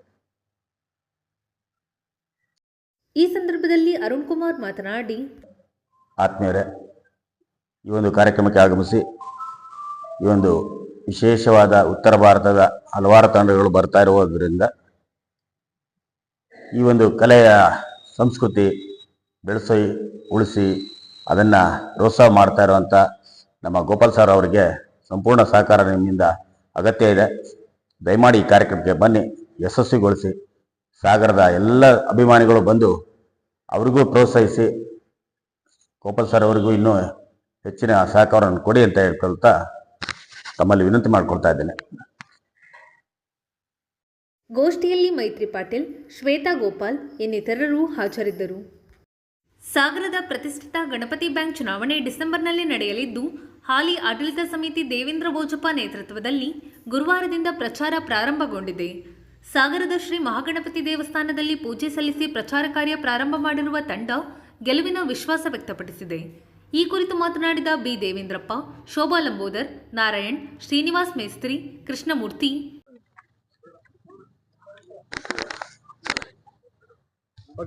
ಮಾನ್ಯ ಗ್ರಾಹಕರು ಮತ್ತು ಷೇರುದಾರರು, ಗಣಪತಿ ಬ್ಯಾಂಕಿನ ಷೇರುದಾರರಲ್ಲಿ ವಿನಂತಿ, 25-30ನೇ ಸಾಲಿನ ಚುನಾವಣೆ ಈಗಾಗಲೇ ಬಂದಿದೆ. ಅದರ ನಿಮಿತ್ತ ನಾವು ಈಗಾಗಲೇ 13 ಜನ ಈ ಒಂದು ಗ್ರೂಪ್ ತಂಡವನ್ನು ಇದು ಮಾಡಿಕೊಂಡು ಚುನಾವಣೆಯನ್ನು ಎದುರಿಸಲಿಕ್ಕೆ ಈ ದಿನದಿಂದ ನಾವು ಅಭಿಯಾನವನ್ನು ಮಾಡ್ಕೊಂಡಿದ್ದೀವಿ. ಕಳೆದ ಸಲ ಕೂಡ ನಾವು 13 ಜನರದ ಒಂದು ತಂಡವನ್ನು ಮಾಡಿಕೊಂಡು ಚುನಾವಣೆ ಎದುರಿಸಿದ್ದೀವಿ. 13ಕ್ಕೆ 13 ಸ್ಥಾನವನ್ನು ನಾವು ಈಗಾಗಲೇ ತಮ್ಮಗಳ ಆಶೀರ್ವಾದ ಅನುಗ್ರಹದಿಂದ ಬ್ಯಾಂಕಿನ ಹಿತದೃಷ್ಟಿಯಿಂದ ತಾವೆಲ್ಲ ನಮ್ಮನ್ನು ಆಯ್ಕೆ ಮಾಡಿದ್ರಿಂದ ನಾವು ಆಯ್ಕೆಯಾಗಿ ಬಂದಿದ್ವಿ. ಈ ಸಲಿನೂ ಸಹ ತಮ್ಮ ಆಶೀರ್ವಾದ ಅನುಗ್ರಹ, ಬ್ಯಾಂಕಿನ ಹಿತದೃಷ್ಟಿ ಇವನ್ನೆಲ್ಲ ಗಮನದಲ್ಲಿಟ್ಟುಕೊಂಡು ಈ ತಂಡ 9 ಜನ ಹಿರಿಯ ನಿರ್ದೇಶಕರು, ಅಧ್ಯಕ್ಷರು, ಉಪಾಧ್ಯಕ್ಷರು ಒಳಗೊಂಡಂಥ ಈ ತಂಡ ಮತ್ತು ಹೊಸದಾಗಿ ಸೇರ್ಪಡೆಗೊಂಡಂಥ ಮಾನ್ಯ ನಗರಸಭೆಯ ಮಾಜಿ ಅಧ್ಯಕ್ಷ ಅಂತ SV ಕೃಷ್ಣಮೂರ್ತಿ ಅವರು ಕೂಡ ಈ ತಂಡದಲ್ಲಿದ್ದಾರೆ. ಹಾಗೂ ಮಾಜಿ ನಿರ್ದೇಶಕರು ಆದಂಥ KV ಲಕ್ಷ್ಮಣ್ಣವರು ಸಹ ಈ ತಂಡದಲ್ಲಿ ನಮ್ಮನ್ನು ಒಳಗೊಂಡಿದ್ದಾರೆ. ಹಾಗೂ ಬಸಲಿಂಗಪ್ಪ ದಳವಾಯಿ ಇವರು ಸಹ ನಮ್ಮ ತಂಡದಲ್ಲಿ ಒಳಗೊಂಡಿದ್ದಾರೆ. ಹಾಗೂ ಮೋಹನ್ ಅವರು ಸಾಮಾಜಿಕ ಕಾರ್ಯಕರ್ತರು, ಜನಾನುಗಳು ಆದಂಥ ಜನಗಳಲ್ಲಿ ಪ್ರೀತಿ ವಿಶ್ವಾಸ ಹೊಂದಿರತಕ್ಕಂಥವ್ರು ಸಹ ಈ ಸಲ ನಮ್ಮ ಬ್ಯಾಂಕಿನ ಸೇವೆ ಸಲ್ಲಿಸಬೇಕು ಅಂತ ಹೇಳಿ ನಮ್ಮ ಜೊತೆಯಲ್ಲಿ ಸೇರ್ಕೊಂಡಿದ್ದಾರೆ. ಈ ಎಲ್ಲರನ್ನೂ ಸಹ ಬ್ಯಾಂಕಿನ ಹಿತದೃಷ್ಟಿ, ಅಭಿವೃದ್ಧಿ ಮತ್ತು ಮುಂದಿನ ದಿನಗಳ ಒಂದು ಬ್ಯಾಂಕಿನ ಹಿತದೃಷ್ಟಿ, ನಮ್ಮ ಮುಂದಿನ ಏನು ನಾವು ಒಂದು ಬ್ಯಾಂಕಿನ ಡೆವಲಪ್ಮೆಂಟ್ ಬಗ್ಗೆ ಒಂದು ಒಂದು ಒಂದು ಕಾಳಜಿಯನ್ನು ಇಟ್ಕೊಂಡು ನಾವು ಏನು ಮುಂದಿನ 5 ವರ್ಷಕ್ಕೆ ಯಾವ ರೀತಿಯಾದಂಥ ಅಭಿವೃದ್ಧಿಯನ್ನು ಮಾಡಿ, ಹಿಂದೆ ಈಗ ನಾವು ಈಗಾಗಲೇ 243 ಕೋಟಿ ಡೆಪಾಸಿಟು ಮತ್ತು 165 ಕೋಟಿ ಹತ್ರ ನಾವು ಸಾಲವನ್ನು ಕೊಟ್ಟಿದ್ದೀವಿ. ಇದು ಇನ್ನು ಮುಂದೆ ಕೂಡ ಹೆಚ್ಚಾಗಿ ಜನಗಳಿಗೆ, ಷೇರುದಾರರಿಗೆ, ಡೆಪಾಸಿಟ್ದಾರರಿಗೆ ಮತ್ತು ಎಲ್ಲ ಗ್ರಾಹಕರಿಗೆ ಒಳ್ಳೆ ರೀತಿಯ ಸರ್ವಿಸನ್ನು ಕೊಡ್ತೀವಿ ಅಂತ ಹೇಳಿ ಈ ಸಂದರ್ಭದಲ್ಲಿ ತಮ್ಮನ್ನ ವಿನಂತಿ ಮಾಡ್ಕೊಂತ, ನಮಗೆ ತಮ್ಮೆಲ್ಲರ ಆಶೀರ್ವಾದ ಅನುಗ್ರಹ ಬೇಕು ಅಂತ ಹೇಳಿ ಮತ್ತೊಮ್ಮೆ ಕೇಳಿ ನಾನು ಒಂದೆರಡು ಮಾತು ಮುಗಿಸ್ತೇನೆ. ಪ್ರತಿ 5 ವರ್ಷಕ್ಕೊಮ್ಮೆ ಚುನಾವಣೆ ಬರೋ ರೀತಿಯಲ್ಲಿ ಈ ಸಲನೂ ಚುನಾವಣೆ ಬಂದಿದೆ. ಈ 5 ವರ್ಷಕ್ಕೆ ಹಿಂದಿನಿಂದ ನಮ್ಮ ಗ್ರೂಪ್ ಅನ್ನ ನಮ್ಮ ಷೇರುದಾರರು ಸಹಕರಿಸಿದ್ದೀರಿ ಮತ್ತು ಅತಿ ಹೆಚ್ಚಿನ ಬಹುಮತದಿಂದ ಆಯ್ಕೆಯಾಗಿ ಬರೋ ರೀತಿಯಲ್ಲಿ ತಮ್ಮೆಲ್ಲರ ಸಹಕಾರದಿಂದ ನಮ್ಮ ಗ್ರೂಪು ಬಂದಿದೆ. ನಾವು ಪ್ರತಿ ಸಲನೂ ಹೊಸಬರನ್ನು 1-2-3 ಜನರನ್ನು ಸೇರಿಸ್ಕೊಳ್ತಾ ಇದ್ವಿ. ಈ ಸಲನೂ ಅದೇ ರೀತಿ 4 ಜನರನ್ನು ಹೊಸಬರನ್ನು ಸೇರಿಸ್ಕೊಂಡು ಒಳ್ಳೆ ರೀತಿ ಗ್ರೂಪ್ ಅನ್ನು ಕಟ್ಟಿದೀವಿ. ಇದು ಗ್ರಾಹಕರಿಗೆ, ಷೇರುದಾರರಿಗೆ ಹಾಗೂ ನಮ್ಮ ಬ್ಯಾಂಕಿಗೆ ಎಲ್ಲ ರೀತಿಯ ಸಹಕಾರವನ್ನ ಈವರೆಗೆ ಬೆಳವಣಿಗೆಯಲ್ಲಿ ಸಹಕಾರವನ್ನ ಈವರೆಗೆ ಕೊಡ್ತಾ ಇದ್ದೀವಿ. ತಮ್ಮೆಲ್ಲರ ಆಶೀರ್ವಾದ ನಮ್ಮ ಗ್ರೂಪಿನ ಮೇಲೆ ಇರಬೇಕು ಮತ್ತು ಹಿಂದಿನಿಂದ ನಡೆಸ್ಕೊಂಡು ಬಂದಂತೆ ನಾವು ಕೂಡ ಈ ಸಲನೂ ನಮ್ಮೆಲ್ಲರನ್ನು 13 ಜನರನ್ನು ಗೆಲ್ಲಿಸಿ ತಮ್ಮ ಸಹಕಾರವನ್ನು ಕೊಟ್ಟು ಈ ಸಂಸ್ಥೆಯ ಬೆಳವಣಿಗೆಯಲ್ಲಿ ತಮ್ಮ ಕೈ ಜೋಡಿಸಬೇಕು ಮತ್ತು ತಮ್ಮ ಗ್ರಾಹಕರ, ಷೇರುದಾರರ ಹಿತದೃಷ್ಟಿಯನ್ನು ತಾವೆಲ್ಲರೂ ಗಮನದಲ್ಲಿಟ್ಕೊಂಡು ನಮಗೆ ವೋಟ್ ಮಾಡಿ ಮತ್ತು ನಮ್ಮ ಟೀಮನ್ನು ಗೆಲ್ಲಿಸಿಕೊಡಿ ಅಂತ ತಮ್ಮಲ್ಲಿ ಕೇಳ್ಕೊಳ್ತಾ ನಾನು ಈ ದಿನದ ಪ್ರಚಾರವನ್ನು ನಾವೆಲ್ಲರೂ ಒಟ್ಟು ಸೇರಿ ಶುರು ಮಾಡ್ತಾ ಇದ್ದೀವಿ. ಮೊನ್ನೆ ನಮ್ಮ ಬ್ಯಾಂಕಿನ ಎಲ್ಲ ಷೇರುದಾರರಲ್ಲಿ ಮತ್ತು ಗ್ರಾಹಕರಲ್ಲಿ ವಿನಂತಿಯನ್ನು ಮಾಡ್ಕೊಳ್ತಾ ಇದ್ದೇನೆ. ಮುಂದಿನ ತಿಂಗಳು 29ರಂದು ನಮ್ಮ ಗಣಪತಿ ಬ್ಯಾಂಕಿನ ಚುನಾವಣೆ ನಡೀತಾ ಇದೆ. 25ರಿಂದ 30ನೇ ಸಾಲಿನ ಚುನಾವಣೆ ನಡೀತಾ ಇದೆ. ಅದರಿಂದ ತಾವು ನಮ್ಮ ಒಂದು ಟೀಮ್ ಮಾಡ್ಕೊಂಡಿದ್ವಿ. 9 ಜನ ಹಳಬರು ಮತ್ತು 4 ಜನ ಹೊಸಬರನ್ನು ಸೇರ್ಕೊಂಡು ಒಂದು ಟೀಮ್ ಮಾಡ್ಕೊಂಡಿದ್ವಿ. ಪ್ರತಿ ಸರಿನೂ ಸಹ ಹಿಂದಿನ ಸಹ ನಮ್ಮ ಟೀಮ್ ಅನ್ನು ತಾವೆಲ್ಲ ಬೆಂಬಲಿಸ್ತಾ ಬಂದಿದ್ದೀರಾ. ಈ ಸರಿನೂ ಸಹ ಬೆಂಬಲಿಸಿ ನಮ್ಮ ಬ್ಯಾಂಕಿನ ಅಭಿವೃದ್ಧಿಗೆ ತಾವೆಲ್ಲ ಸಹಕರಿಸಬೇಕು. ನಮ್ಮ ಗಣಪತಿ ಬ್ಯಾಂಕು ರಾಜ್ಯದಲ್ಲೇ ಒಂದು ಉತ್ತಮವಾದ ಹೆಸರನ್ನಿರ್ತಕ್ಕಂಥ ಬ್ಯಾಂಕ್ ಆಗಿದೆ. ಅದರಿಂದ ತಾವು ಕೆಲಸ ಮಾಡ್ಲಿಕ್ಕೆ ತಾವೆಲ್ಲರೂ ಸಹ ಅನುಕೂಲ ಮಾಡಿಕೊಡ್ಬೇಕು, ಸಹಕಾರ ಮಾಡ್ಬೇಕಂತ ಕೇಳ್ಕೊಂಡು ನನ್ನ 2 ಮಾತನ್ನು ಮುಗಿಸ್ತೇನೆ. ಜೈ ಸಹಕಾರ. ಶ್ರೀ ಮಹಾಗಣಪತಿಯ ಪೂಜೆಯನ್ನು ಮುಗಿಸಿ ಇವತ್ತು ಪ್ರಚಾರಕ್ಕೆ ಹೋಗ್ತಾ ಇದ್ದೀವಿ. ನಮ್ಮ ಗಣಪತಿ ಬ್ಯಾಂಕು ನಿಂದ 13 ಜನ, 9 ಜನ ಸಿಟ್ಟಿಂಗ್ ಡೈರೆಕ್ಟ್ರು, ಇನ್ನು 4 ಜನ ಹೊಸಬರು ಈಗಾಗಲೇ ನಿಂತಿದ್ದೀವಿ. ಹಿಂದೆ ಎಲೆಕ್ಷನ್ ಅಲ್ಲಿ ನಿಂತು ಗೆದ್ದಿದೆ. 5 ವರ್ಷ ಗಣಪತಿ ಬ್ಯಾಂಕ್ ಬಗ್ಗೆ ಸಾಕಷ್ಟು ತಿಳ್ಕೊಂಡಿದ್ದೀನಿ. ಗ್ರಾಹಕರು ಇರ್ಬೋದು, ಪಿಗ್ಮಿ ಸಂಗ್ರಾಹಕರು ಇರ್ಬೋದು, ಹಾಗೆ ಬರುವಂತ ಎಲ್ಲರಿಗೂ ಕೂಡ ಒಳ್ಳೆಯ ಸೇವೆಯನ್ನು ಕೊಡ್ತಾ ಇದ್ದಾರೆ. ಈಗಾಗಲೇ 3 ಕೋಟಿಗಳನ್ನ ಸಾಲವನ್ನು ಕೂಡ ಕೊಡ್ತಾ ಇದ್ದೀವಿ. ಹಾಗೆ ಸಾಕಷ್ಟು ಬ್ಯಾಂಕಿನ ಬಗ್ಗೆ ಈಗಾಗಲೇ ಅಧ್ಯಕ್ಷರು ಹೇಳಿದ್ರು, ರಾಜ್ಯದಲ್ಲಿ ಗಣಪತಿ ಬ್ಯಾಂಕ್ ಅಂದ್ರೆ ಯಾರಿಗೂ ಗೊತ್ತಿಲ್ಲ ಅಂತ ಇಲ್ಲ, ಆ ರೀತಿಯಲ್ಲಿ ಬ್ಯಾಂಕ್ ಇವತ್ತು ನಡೀತಾ ಇದೆ. ನಾವು ಕೂಡ ಮುಂದಿನ ದಿನಗಳಲ್ಲಿ ಗ್ರಾಹಕರಿಗೆ ಹಾಗೂ ಬ್ಯಾಂಕಿಗೂ ಕೂಡ, ನಮ್ಮ ಸಂಸ್ಥೆಗೂ ಕೂಡ ಒಳ್ಳೇದಾಗಬೇಕು. ಅದೇ ರೀತಿಯಲ್ಲಿ ಮತದಾರರು ಕೂಡ ನಮ್ಮನ್ನು, ಹಿಂದೆ ಕೂಡ ಹಳೆ ಟೀಮು 13 ಗೆದ್ದಿದ್ವಿ, ಈಗ ಕೂಡ 13 ಗೆಲ್ಲಿಸ್ಬೇಕು. ಮುಂದಿನ ದಿನಗಳಲ್ಲಿ ಇನ್ನೂ ಬ್ಯಾಂಕಿನ ಬಗ್ಗೆ ಸಾಕಷ್ಟು ನಾವು ಅಭಿವೃದ್ಧಿಯನ್ನ ಮಾಡ್ತೀವಿ ಅಂತ ಹೇಳ್ತಾ, ಶ್ರೀ ಮಹಾಗಣಪತಿ ಮಾರಿಕಾಂಬೆ ಆಶೀರ್ವಾದ ನಮ್ಮ 13 ಜನ ಮೇಲೆ ಇರಲಿ. ಮತದಾರರಿಗೂ ಕೂಡ ಒಳ್ಳೆ ಮನಸ್ಥಿತಿ ಕೊಟ್ಟು ಅವರು ನಮ್ಮ 13 ಜನನ್ನು ಗೆಲ್ಲಿಸ್ಲಿ ಅಂತ ಹಾರೈಸುತ್ತಾ ನಾನು ನನ್ನ ಮಾತನ್ನು ಮುಗಿಸ್ತೀನಿ. ಸ್ನೇಹಿತರೆ, ಇವತ್ತು ನಾವು ಗಣಪತಿ ಬ್ಯಾಂಕಿನ ಚುನಾವಣೆಗೆ ಹೊಸದಾಗಿ ಈ ಟೀಮ್ ಜೊತೆಗೆ ನಾವು ಸೇರ್ಕೊಂಡಿದ್ದೇವೆ. ನಾನು ವಿನಂತಿ ಮಾಡ್ಕೊಳ್ಳೋದೇನಪ್ಪ ಅಂದ್ರೆ, ಗಣಪತಿ ಬ್ಯಾಂಕಿನ ಅಭಿವೃದ್ಧಿ ಜೊತೆಗೆ ಷೇರುದಾರರು ಮತ್ತು ಅಲ್ಲಿರ್ತಕ್ಕಂಥ ಗ್ರಾಹಕರು ಅವರಿಗೂ ಸಹ ಬ್ಯಾಂಕಿನಿಂದ ಆಗ್ತಕ್ಕಂಥ ಕೆಲಸಗಳು, ಬ್ಯಾಂಕಿಂದ ಇರ್ತಕ್ಕಂಥ ಸಹಕಾರಗಳು ಎಲ್ಲ ಹಿಂದಿನಿಂದಲೂ ಈ ಟೀಮ್ ಮಾಡ್ಕೊಂಡ್ ಬಂದಿದೆ.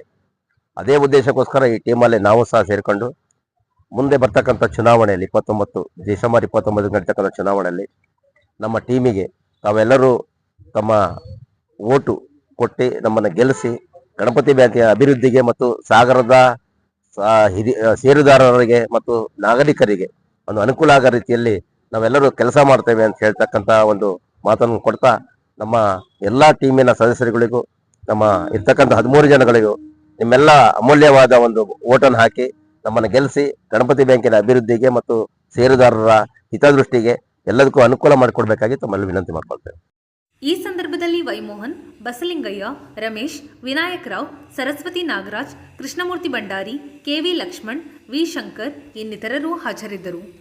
ಇದು ಗುರುವಾರದ ಸಮಗ್ರ ಸುದ್ದಿ. ನಿರಂತರ ಸುದ್ದಿಗಾಗಿ ನೋಡ್ತಾ ಇರಿ GNS ನ್ಯೂಸ್. ನಮಸ್ಕಾರ.